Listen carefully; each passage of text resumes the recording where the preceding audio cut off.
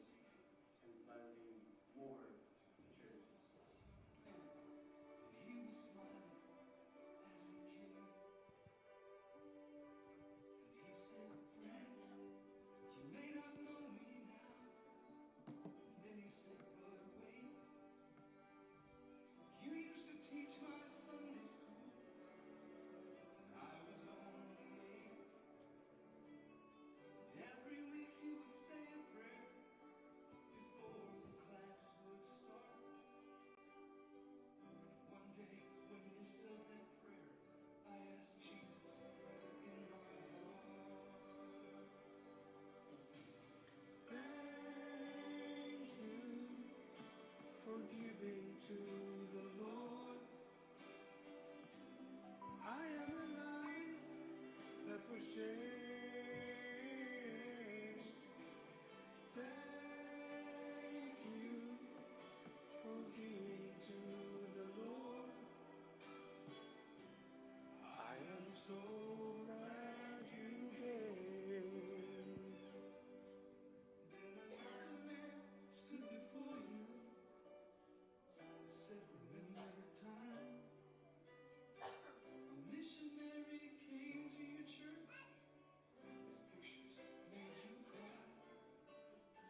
Didn't have much money, but you gave it anyway. Jesus took the gift you gave, and that's why I'm here today.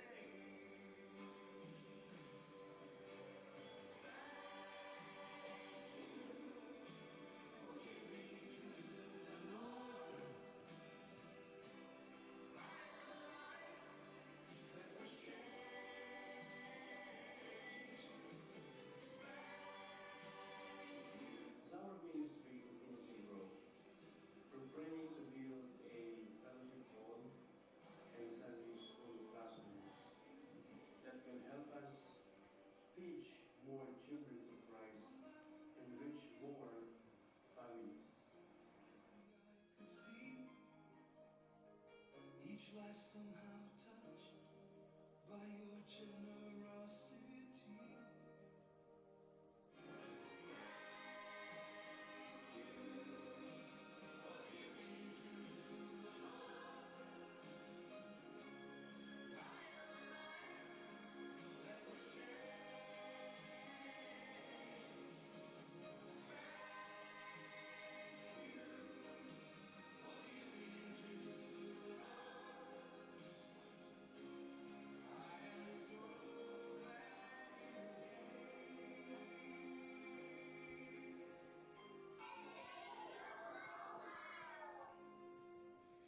Amen. Thank you so much for taking time to watch my video presentation. That's my old video presentation. Oh, here's the.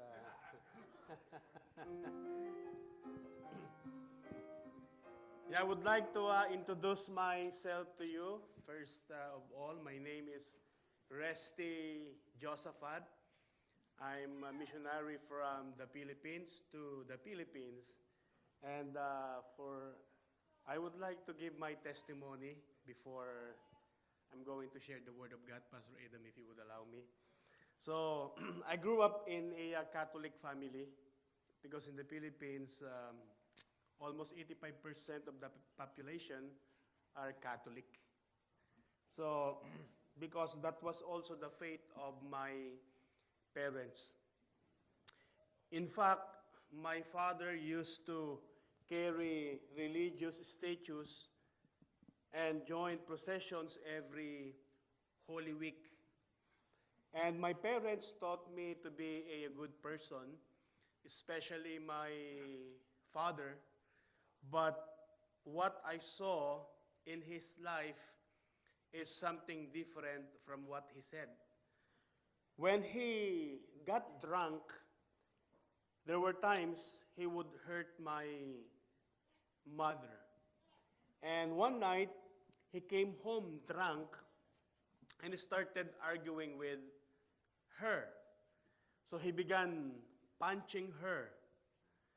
I was only 12 years old then, and peeking from the corner of our house, too small and too afraid to do anything. So all I could hear were the sounds of his fists hurting my mother.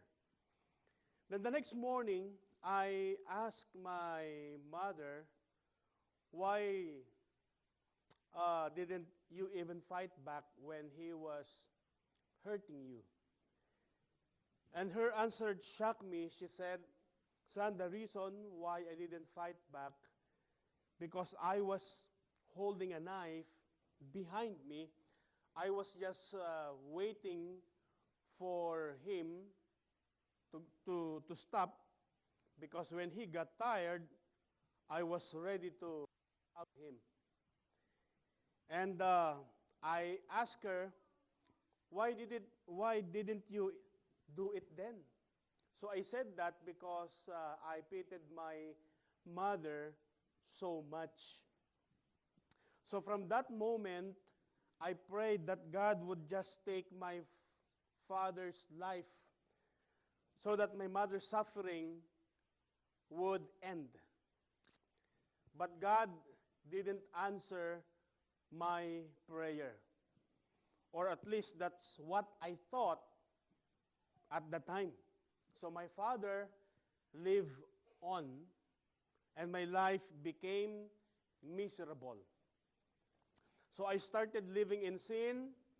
I started drinking alcohol, smoking cigarette, using marijuana, and doing all sorts of bad things with the wrong crowd.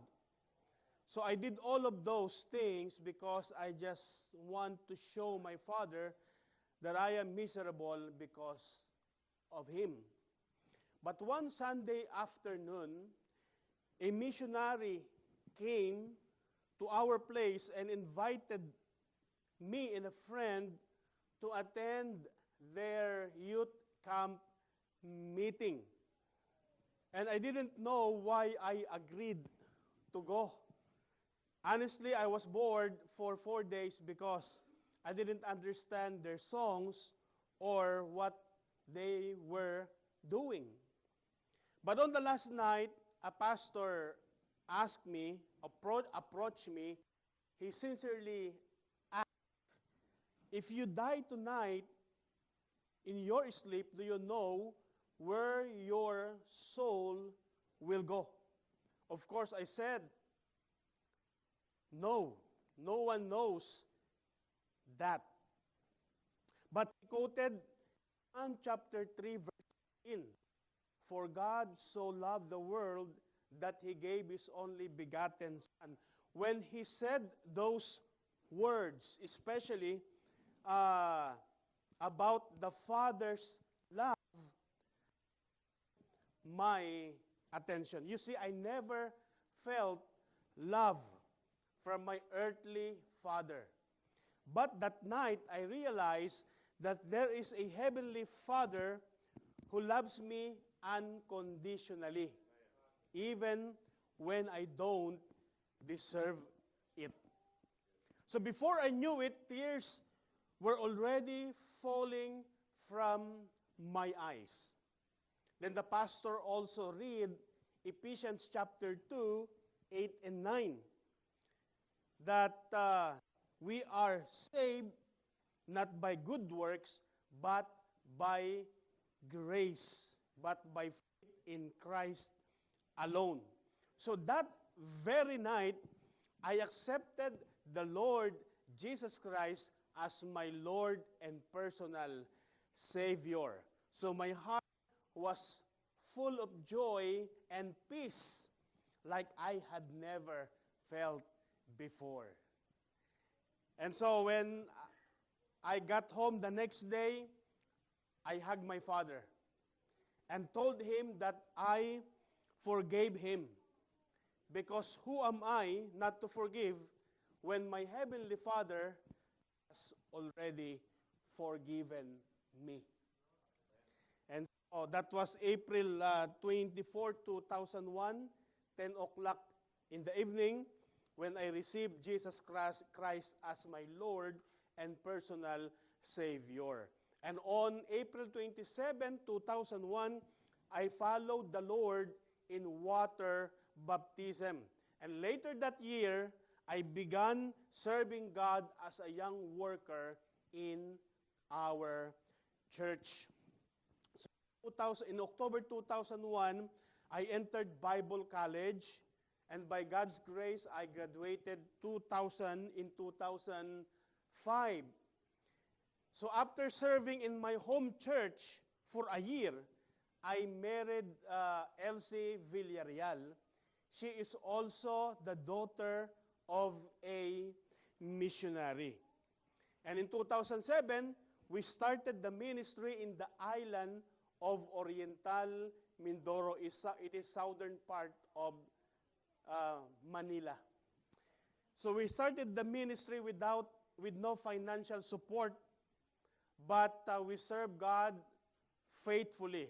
And God never failed us. God blesses us with 4 children. And though the ministry wasn't easy, we even, reached times that we could not pay the rent for our church, house church. But still, we serve God faithfully. Then something beautiful happened that I must share to each and every one of you tonight. My father, who once hurt my mother before, had to stay with us for a while because he was being complained in our hometown for being noisy when got drunk. And so we accepted him in our home. So he was forced to attend the Sunday service and also Wednesday service because I'm feeding him. So one Sunday morning, while I was giving an altar call, I saw my father raise his hand, and he was sitting at the back that time. I saw him walking down to the aisle, down to the altar, and he accepted Jesus Christ as his Lord and personal Savior. Then I realized the reason God didn't take my father's life before, because God wanted to use me so that my father could hear the plan of salvation and be saved. And praise the Lord for that. I was the first one who got saved in the family, and now we all together are serving the Lord. That's the promise of Acts chapter 16. You and thy house will get a big chance to be saved. So I'm praising the Lord for that. So the video that I showed you is that the Lord impressed my heart or burdened me to build Sunday school rooms for the children, because in the Philippines, you can teach children anywhere, on the grass, under the tree, in an open spaces, without any having, permission from their parents. You can just ask them, hey, come here and let's have some candies here, and I've got some stories for you about Jesus, and they are really excited to get to know about Jesus. So in 2012, when we built the church, just the church building itself that we have. And so God placed a burden in my heart to build them Sunday school rooms. And I do believe that this is not my idea, this is not my work, this is God's work. And I am just, giving you the blessing and the opportunity to take part of this endeavor, because this is not just this is for generations. This is for the future of the children in the Philippines. And I believe God will accomplish this. And I am really excited to go back home, Pastor Adam, to see my family, because I've been away from them since October 23. And I celebrated my birthday here October 27, 2025. And instead of singing happy birthday to me, guess what I was singing? Lonely, I'm Mr. Lonely. I have nobody on my own. And also, my youngest son, Stephen John, just celebrated his 7th birthday. And we all know how big it was for a 7-year-old boy celebrating his birthday without the presence of his dad. November 17, last year. And also December 19 was our wedding anniversary. And I missed that as well. And December, Christmas. And Christmas for a Filipino is a big thing, because it is the time for family reunion, family bonding, and I wasn't there. And New Year. But this coming March, my daughter Resi and my son Josiah, they will be graduating from senior and junior high school, and they asked me to be home before their graduation. And so I booked a ticket this 24th of March to be in their one of the most important event of their lives. So I will not exchange my family for this deputation, because they are my first ministry. And so please do pray that this coming Tuesday I'll be home, and I would say that God has been to me, and the deputation here in your country is really fruitful and blessing. So before that, Pastor, I would like to render a song, and the title of the song is The Gift of a Lifetime. That gift of a lifetime, Pastor.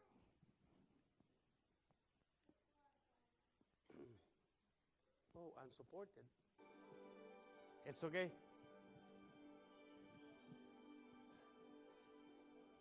It's okay, Pastor.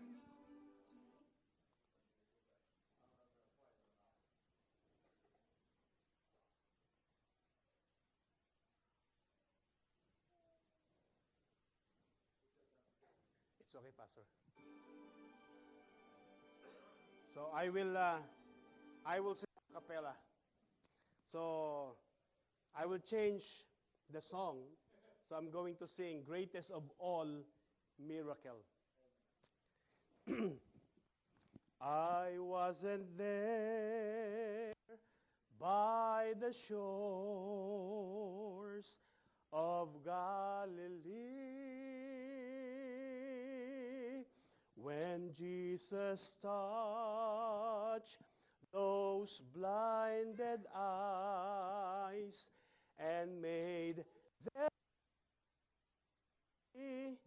And though I did not see the empty tomb that day, I still believe,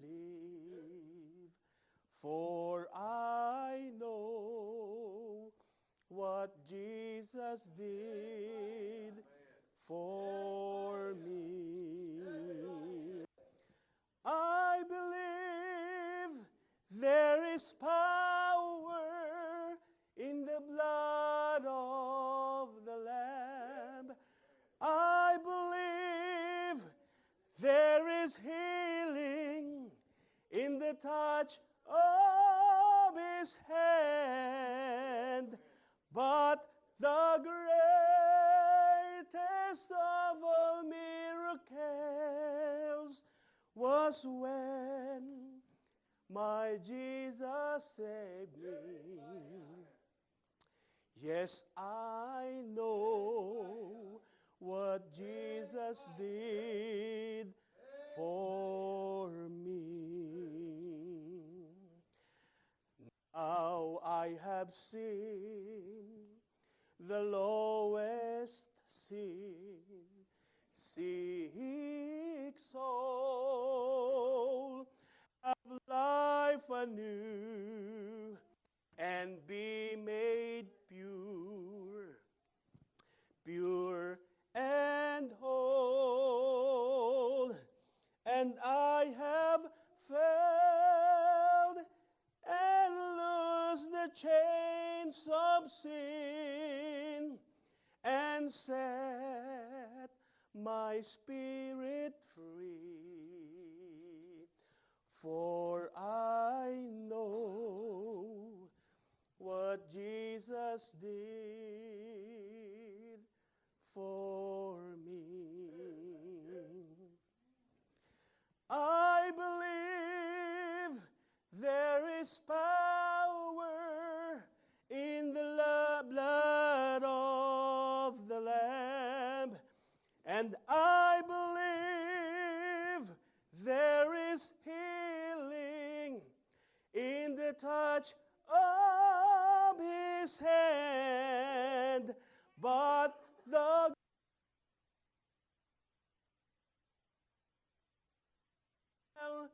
was when my Jesus saved me.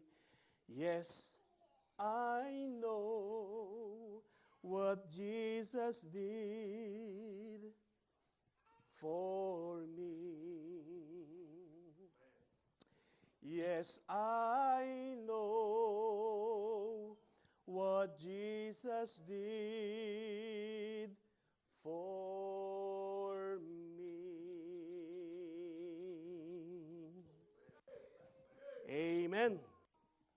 So please open your Bible if you would.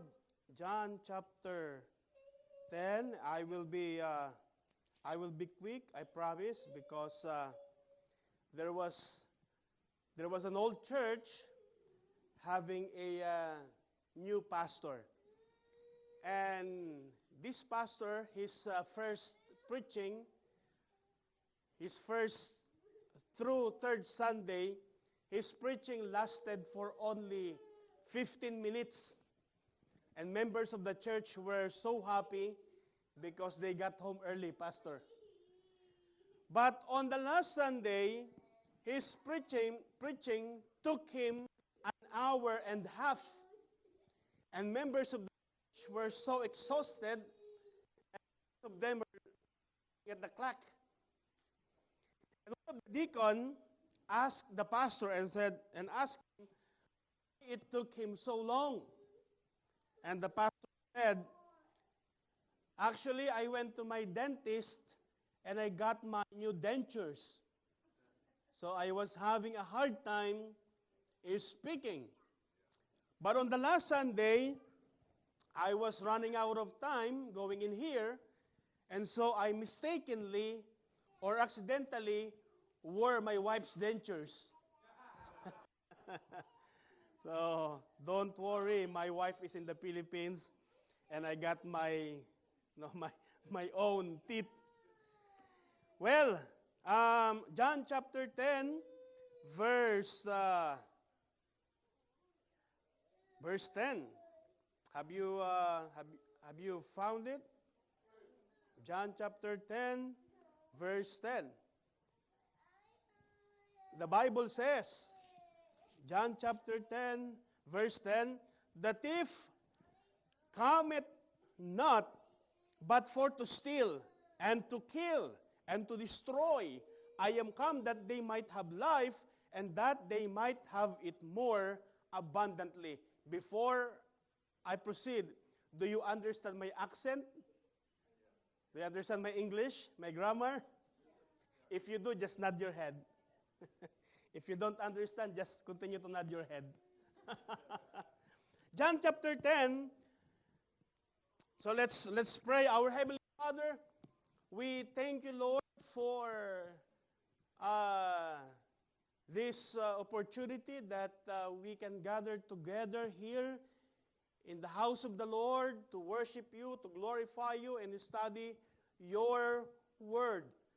Dear God, help me stand behind this pulpit. Give me words to say. Give me the wisdom. And may you be glorified. And may you get the highest honor tonight.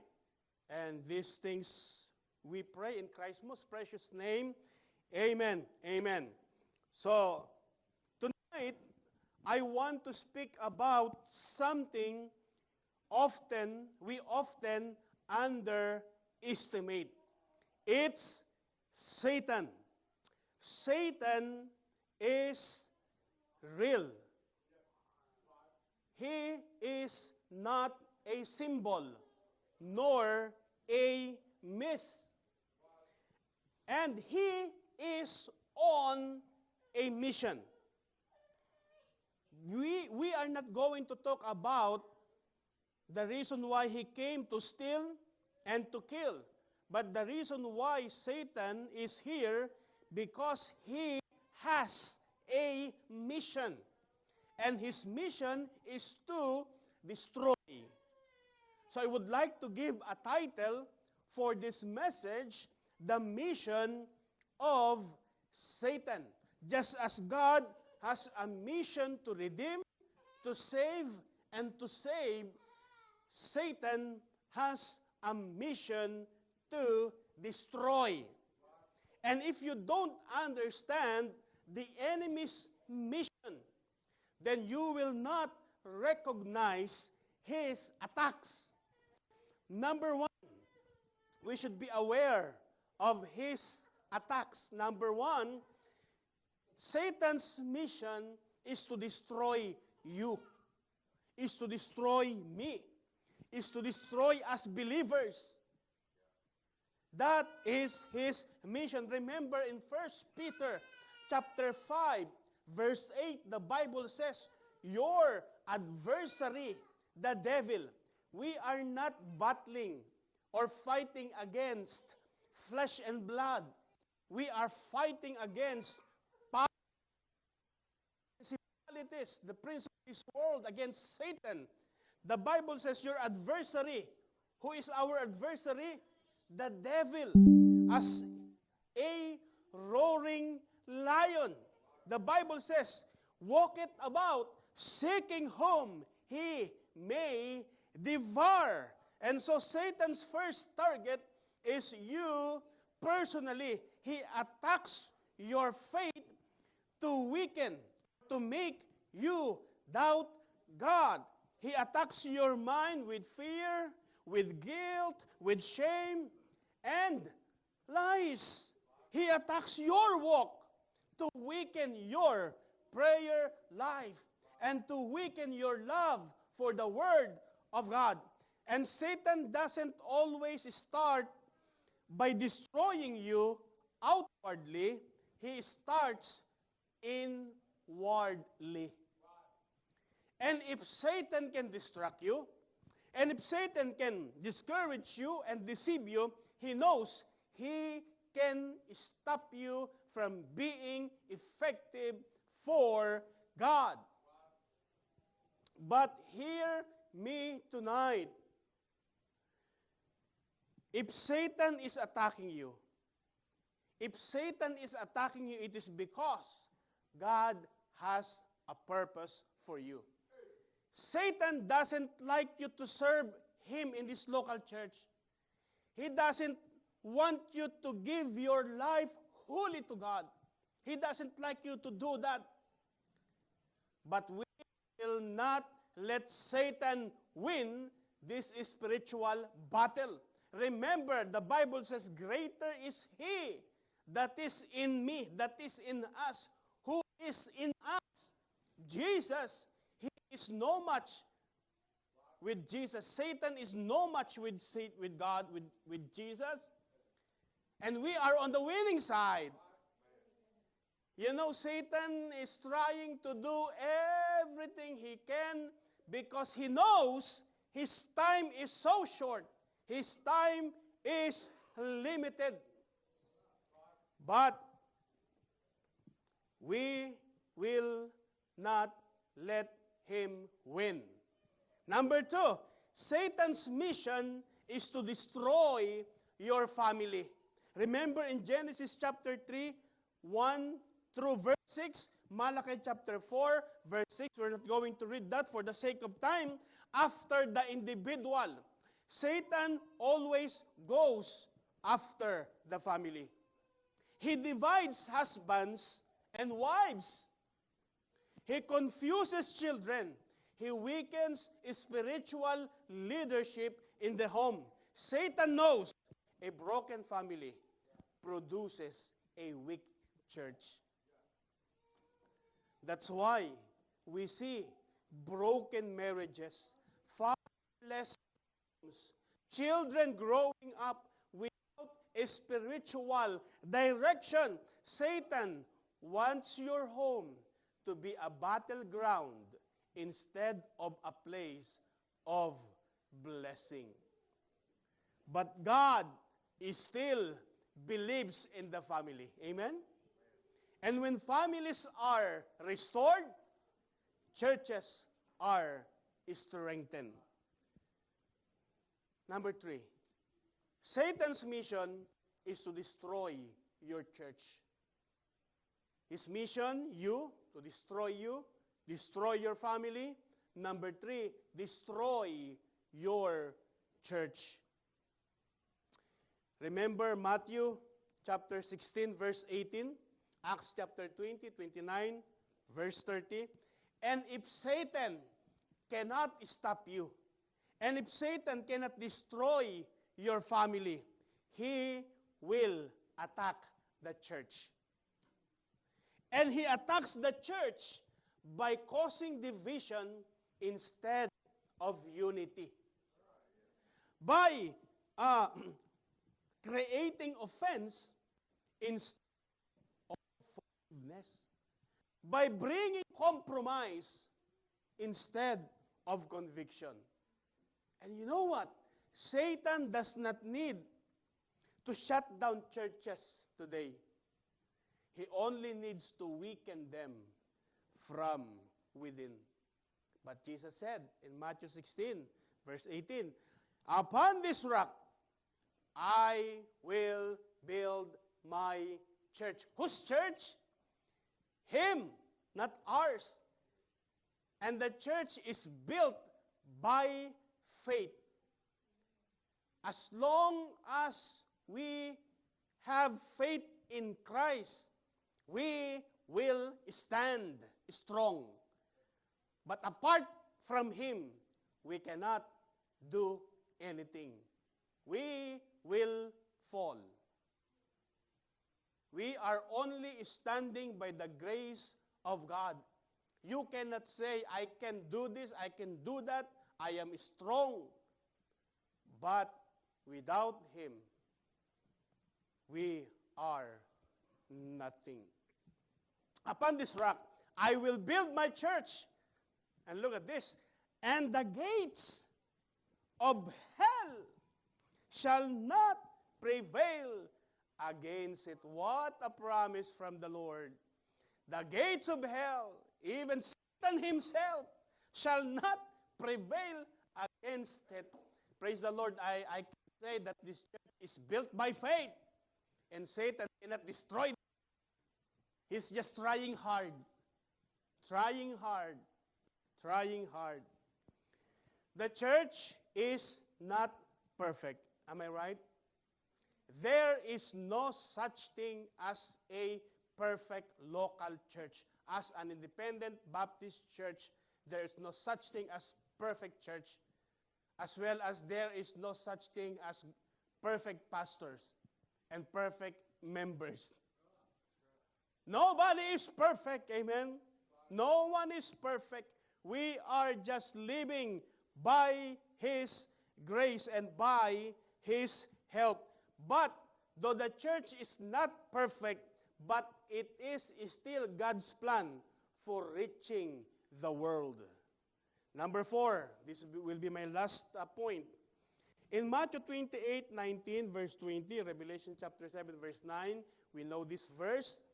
The Bible says in Matthew 28, go ye therefore, teach all nations. We know the Great Commission, isn't it? We know it very well. Number 4, Satan's mission is to destroy the Great Commission. Finally, Satan's ultimate mission is to stop the Great Commission, is to stop the spread of the gospel across the world. Because Satan, hates missions. He hates gospel preaching. He hates church planting. He hates souls being saved. Why? Because every soul saved is a defeat for Satan. If you want to defeat Satan, win souls at a time.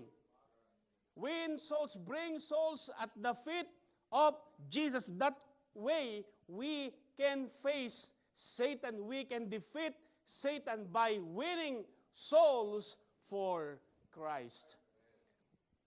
That is why Satan is fighting missionaries. He discourages churches from giving. If there were times you don't want to give and participate in missions, it is not you. It is Satan telling you, do not participate. Do not give to missions. It is not you, it is him. But as I have said a moment ago, we will not let Satan intervene. We will not Satan have space. The Bible says flee from him, and he will flee from you. So, we have this spiritual water. That is why supporting missions is not an optional. It is a spiritual warfare. As I conclude, church, Satan is on a mission today. Mission to destroy you, mission to destroy your family, mission to destroy your church, and mission to destroy God's Great Commission. But look at what the Bible says at verse 10 of chapter 10, the latter part. I am come. Jesus said, I am come, that they might have life, and that they might have it more abundantly. Amen. He came to give us life, eternal life. He sacrificed His life for us, though we are not worthy. But still, He gave it for us. So tonight, we must choose. We must choose tonight. Will we ignore the enemy, or will we stand together and advance God's mission? When the church stand strong, when families stay faithful, when believers stay committed, then Satan's mission will fail. God bless you, River Valley Baptist Church, and thank you once again for having me tonight. And I really appreciate this time that you have given me, Pastor Adam. And if I may, share it with the people. When I call you, without hesitation, you said, yes, you can come. Been trying to call churches here in America. They said, no, we do not have an open door for any missionaries right now. But I appreciate you so much, Pastor, for saying yes and for allowing me to be here. God bless you. God bless you, River Valley Baptist Church. And hope to see you again. Amen. Thank you so much, Pastor.